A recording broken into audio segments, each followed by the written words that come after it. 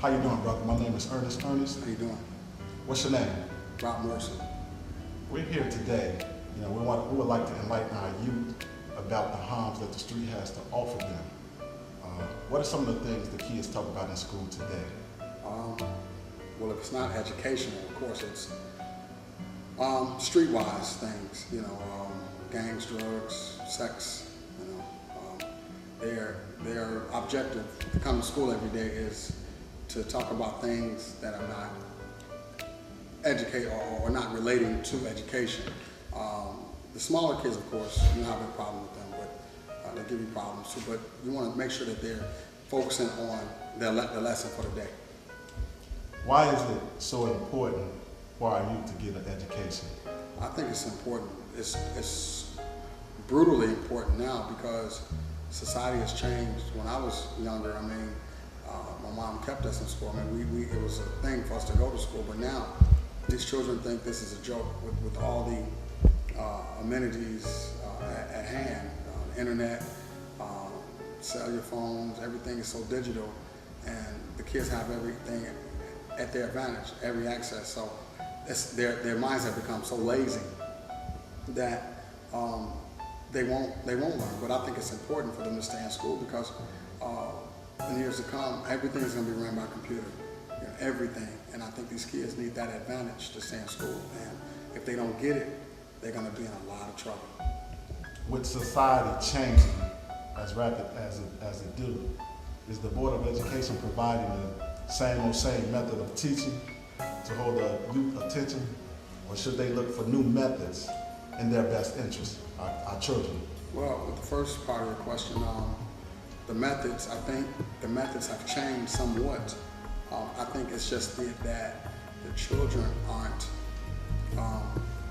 responding to the newer methods that the Board of Education has mandated or implemented to get the children to learn on a different level. When I was coming up, it was see, spot, run. Now it's more logical, more thinking, logical questions where they have to spend more time trying to answer the questions, and they can't do it. So a lot of our youth are left behind, not knowing how to read, not knowing how to write, not knowing how to comprehend properly, not understanding general logic.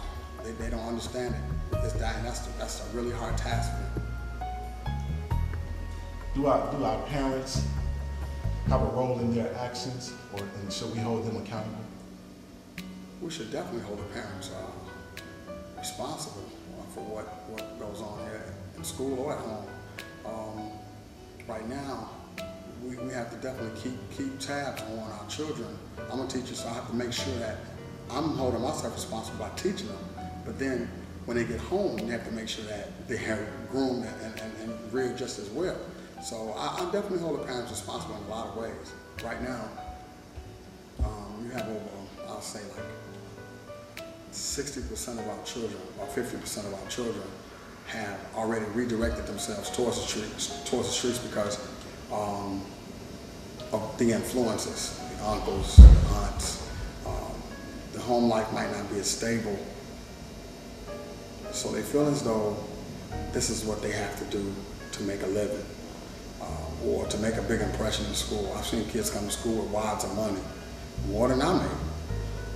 I'm just a school teacher, but the influence is heavy in the street, heavy. So they bring it back into the school to maybe try to recruit other young children to follow in their footsteps, or maybe there's this frail little kid in the corner that says, well, if Johnny can do it, I can do it too.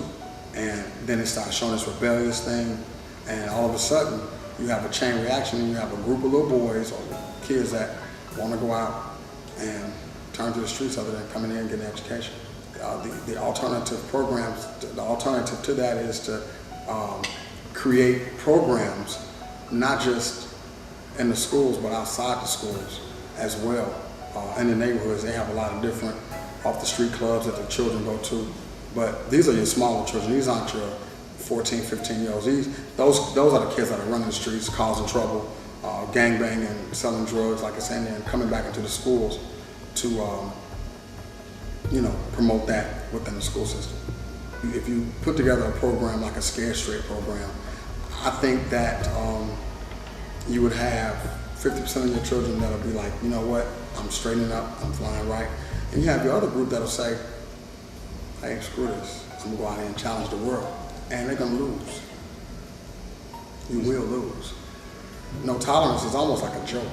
You know, you have, like I said, you have your group of kids that respect the law of the schools, the laws of the schools, and you have your group of children that say, screw the law. We don't care about any laws.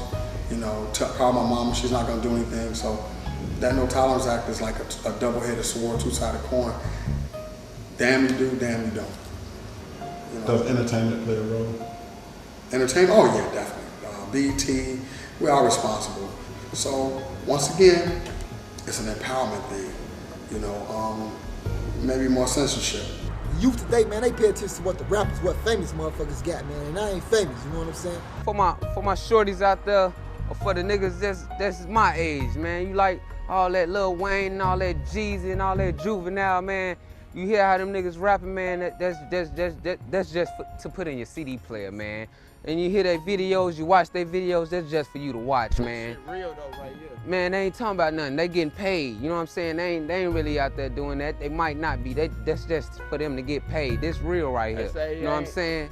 If you gonna do your shit, you do it how you do it. Don't look at no video and come out in these streets and think you finna do it like they talking about. That's another game, you know what I mean? That's another game you playing. You know what I'm saying? Keep it like that. It's real. Keep it real. You know what I'm saying? Stay off the streets, man. The stuff y'all seeing on TV, that ain't real, man. That's fiction, though. That ain't real. But this real. These words is real.